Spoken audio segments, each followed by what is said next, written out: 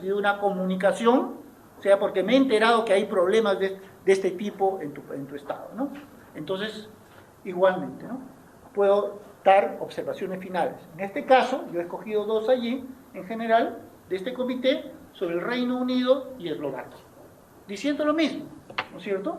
O sea que el castigo físico puede considerarse como una forma de discriminación contra la mujer, contra la niña y la adolescente.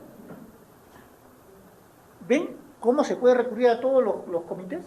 Se supone que esta es una forma de discriminación contra la mujer y uno normalmente tiende a pensar la mujer la persona adulta. No, mujer, en general. Y por lo tanto la niña y la adolescente. Y pese que hay un tratado específico sobre niños y hay un comité, nada impide recurrir al comité de discriminación contra la mujer. Y nada impide a este comité elaborar una observación final, ¿no? Comité contra la tortura. ¿Pero qué tiene que ver el castigo físico con la tortura?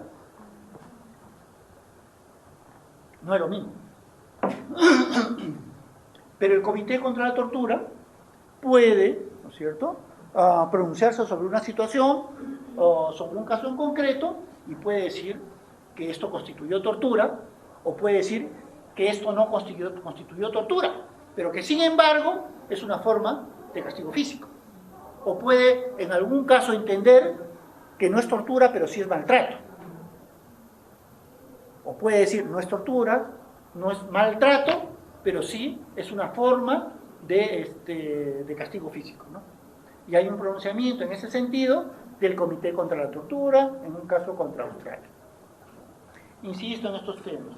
No hay pronunciamientos específicos sobre Perú, pero sabemos que estas son pautas de actuación de los diversos comités y que de presentarse el caso, ellos van a resolver de la misma forma.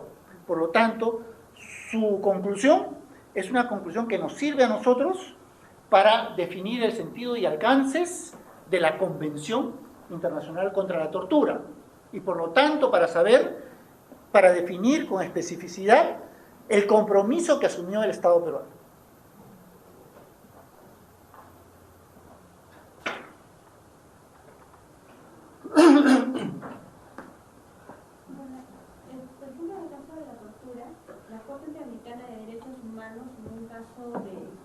Que conoció contra el Estado mexicano unas mujeres indígenas, señaló que los actos de violación sexual, por ejemplo, son considerados como tortura.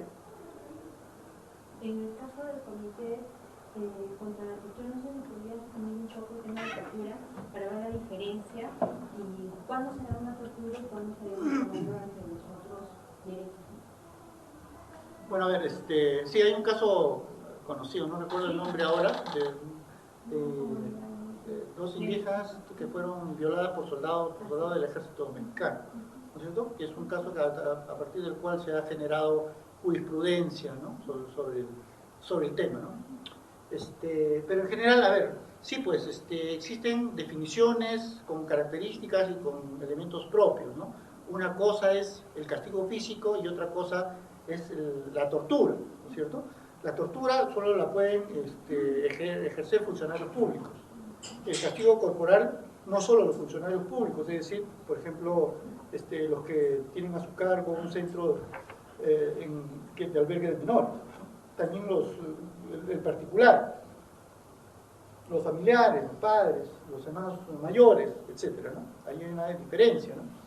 Lo otro, el tema de la tortura supone un grado de intensidad mucho mayor, ¿no es cierto? Siendo reprobable, no es lo mismo un manotazo que la aplicación de fuego sobre una persona, ¿no es cierto? Ahí sí tenemos que hablar sobre las características de intensidad, ¿no es cierto? Ni siquiera hay recurrencia, porque en el caso de la tortura tampoco.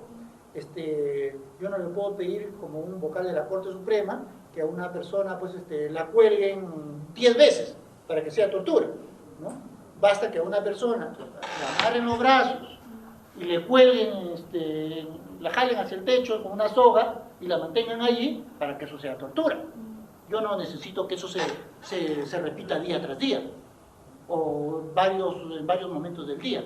Basta una sola vez para que eso sea tortura, ¿cierto?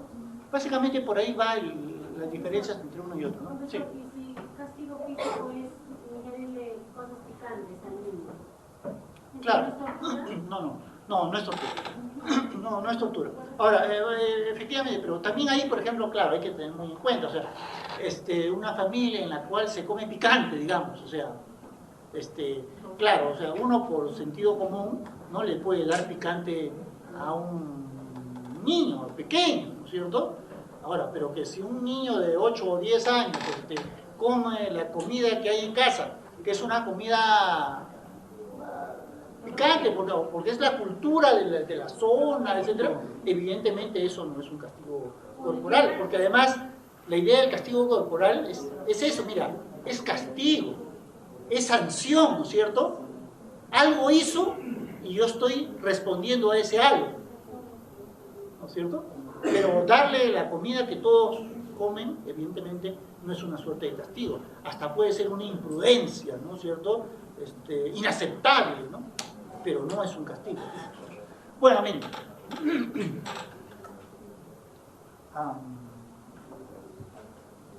Naciones Unidas también tiene, además de comités, de grupos de trabajos, de consejos, también tiene relatores independientes, expertos, ¿no? Gente a la cual por su capacidad se le reconoce pericia en determinados temas, ¿ya? Y puede haber un experto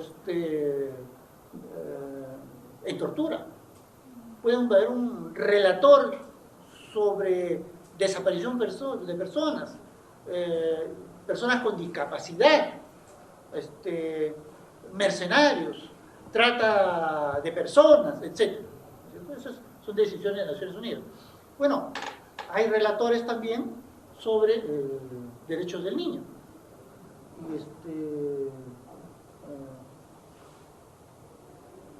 Y había uno, ya no está, Paulo Sergio Pinheiro, brasileño, buenísima gente, ha estado en el Perú varias veces, ¿no?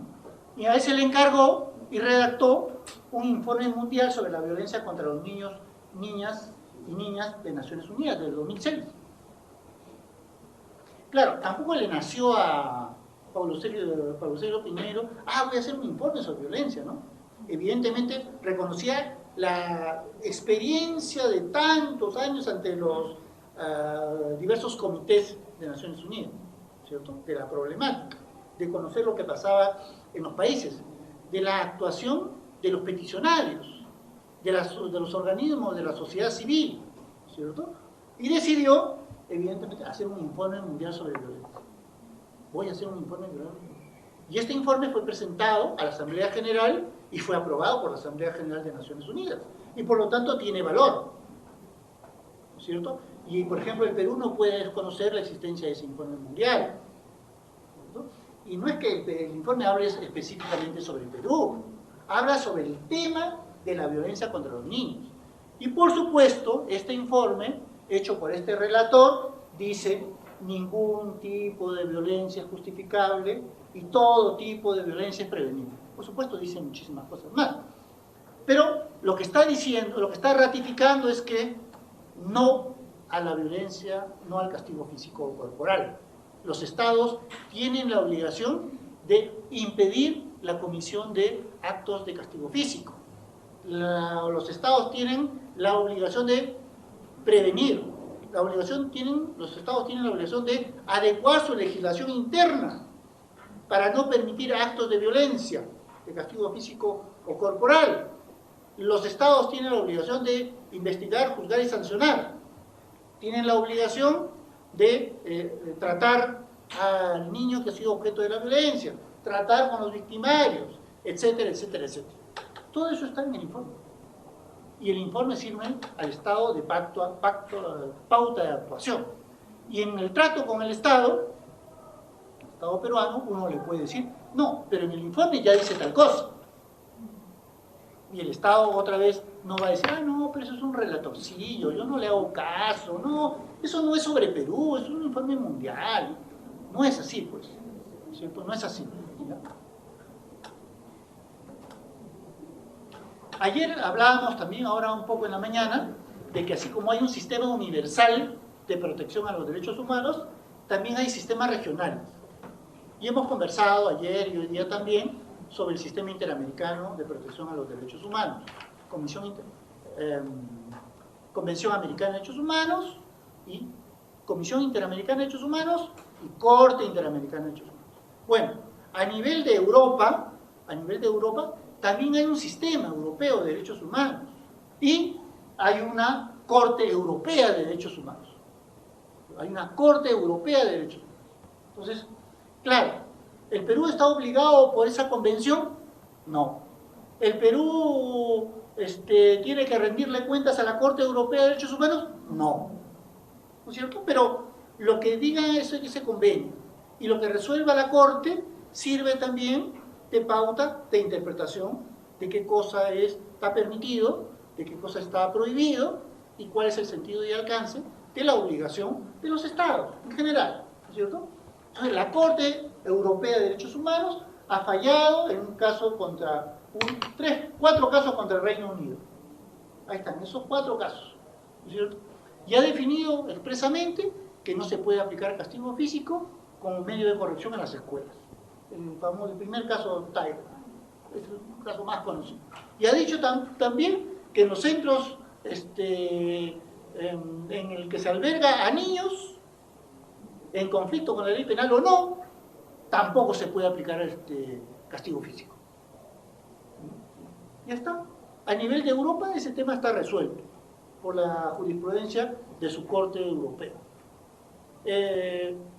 La Corte Interamericana, al fallar, podría invocar las decisiones, podría decir, tal como se ha establecido por la Corte Europea de Derechos Humanos en el caso tal, constituye castigo físico tal cosa. Nosotros, Corte Interamericana, compartimos la decisión de la Corte. O puede decir, ¿no? Como parte de su fundamentación, como ha sostenido en el caso Taire contra el Reino Unido, la Corte Europea de Derechos Humanos. Y por lo tanto, ese es un tema que está resuelto a nivel de Europa. África. Igual, ¿no es cierto? Hay un sistema africano de protección a derechos humanos. En este sistema también han llegado casos. Y hay uno, que es el que ustedes ven allí en pantalla, en el que se ha tratado específicamente el caso de la violencia, el castigo físico corporal contra niños, niñas y adolescentes. En el mismo sentido, no se puede, está prohibido.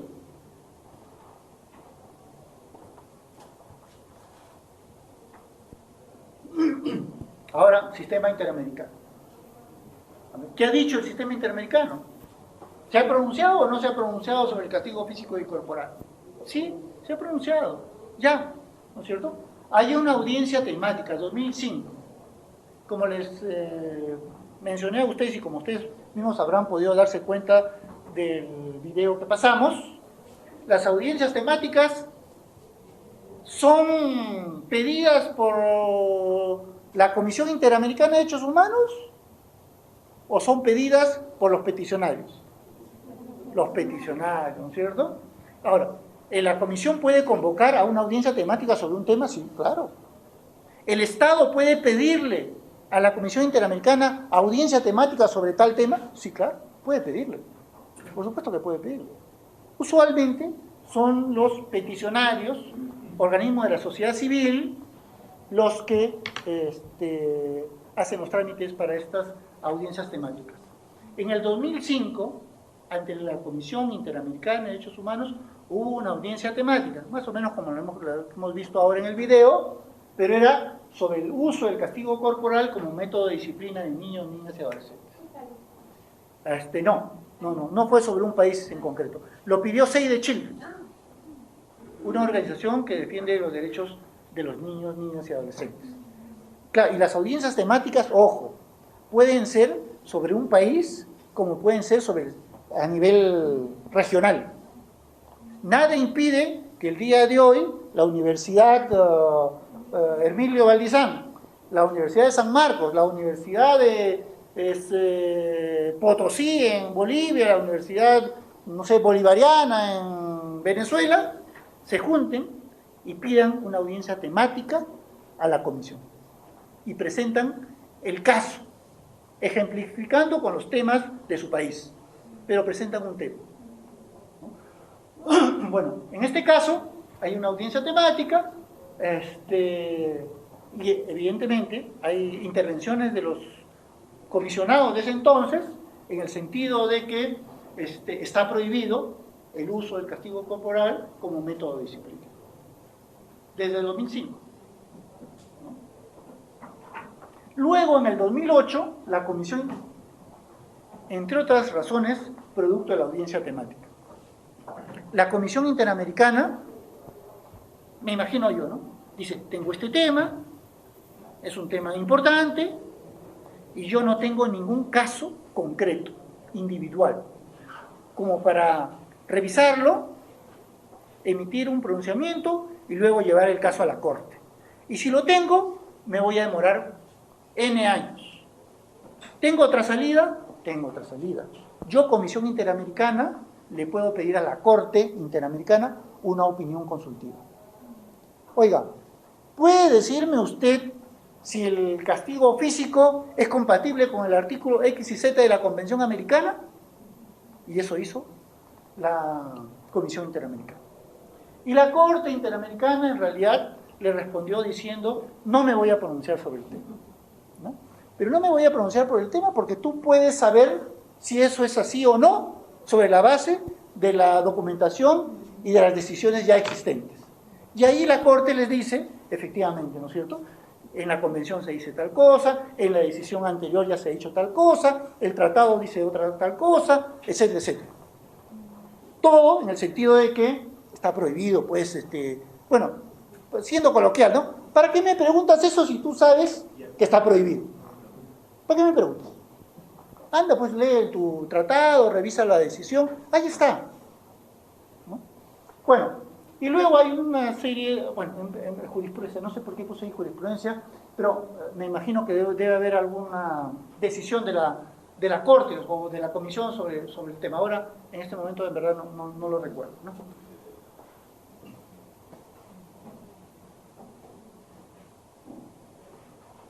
Ahí está. Ahora, así como en el sistema universal, el relator especial, ¿cierto?, elaboró un informe mundial sobre violencia contra niños, niñas y adolescentes, digamos, aquí la Comisión Interamericana de Derechos Humanos también tiene un informe sobre el castigo corporal y los derechos humanos de los niños, niñas y adolescentes.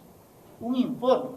Recuerden que la Comisión Interamericana puede preparar informes sobre el estado de la situación de derechos humanos, ¿ya?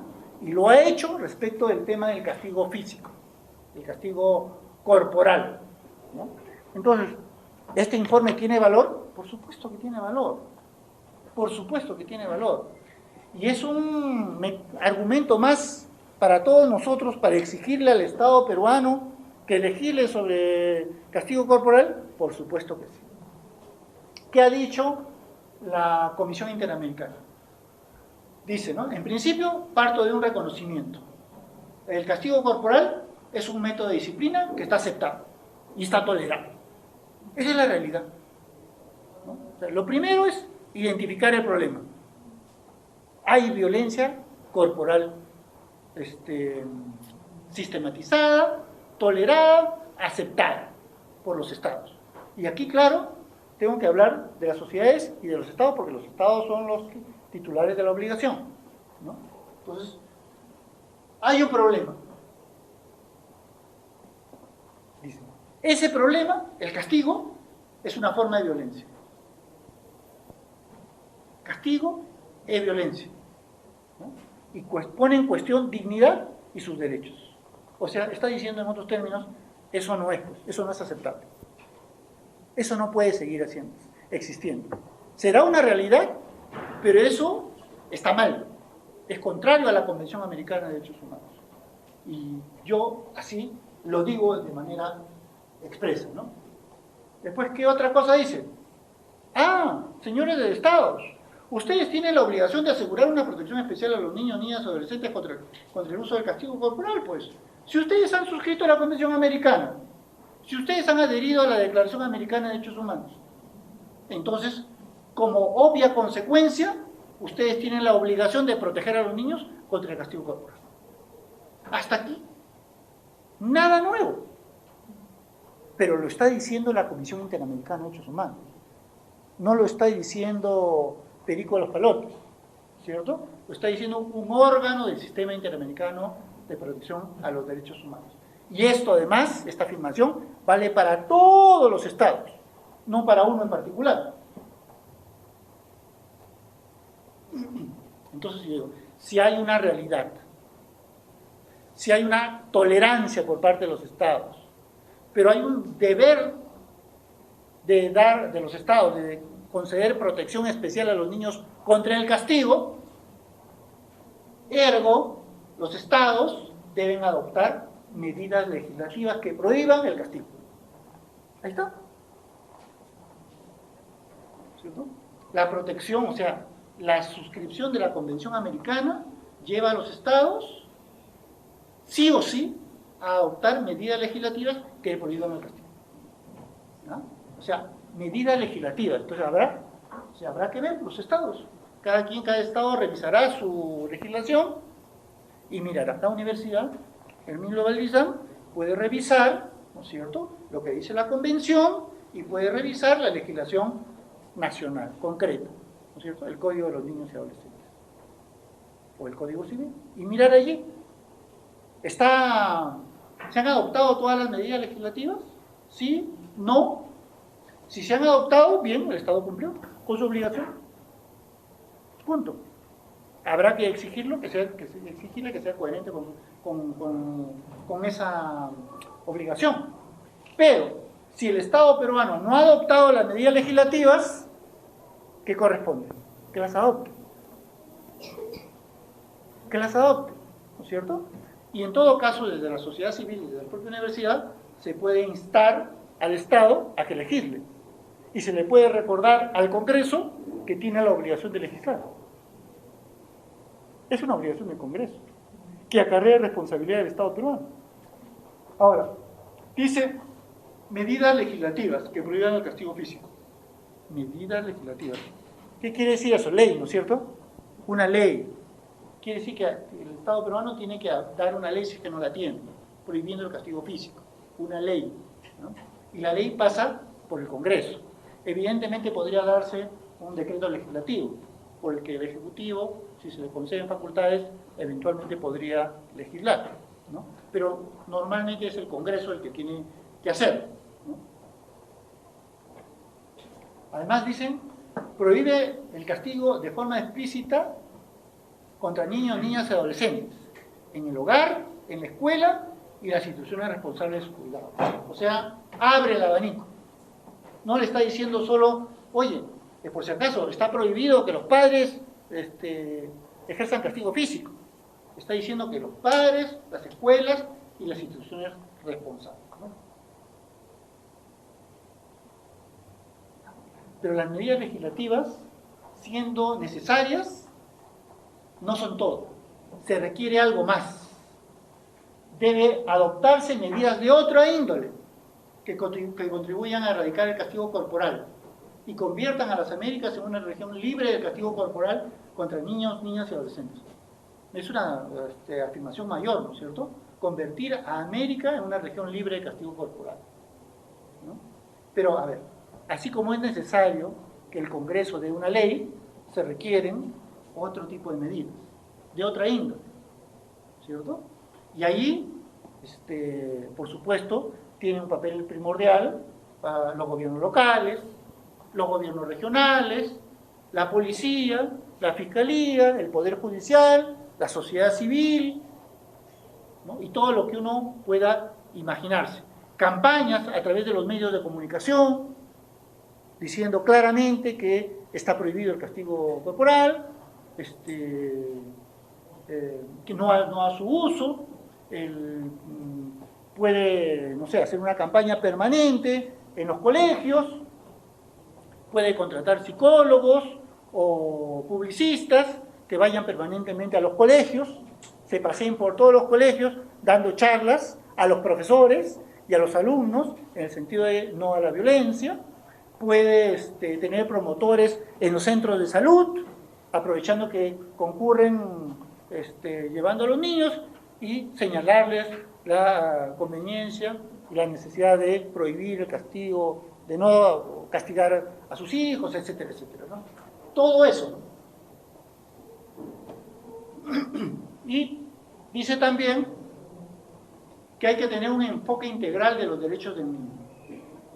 Un enfoque integral de los derechos del niño, ¿no? Protección integral,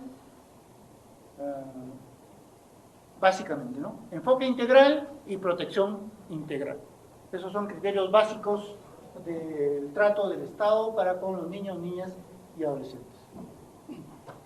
Y dice también, y con esto terminamos, que los Estados no pueden tolerar prácticas sociales que permitan que los niños sean víctimas de castigos corporales.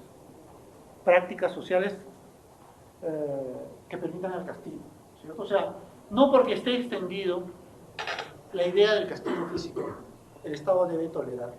Y esto nos puede llevar también al tema de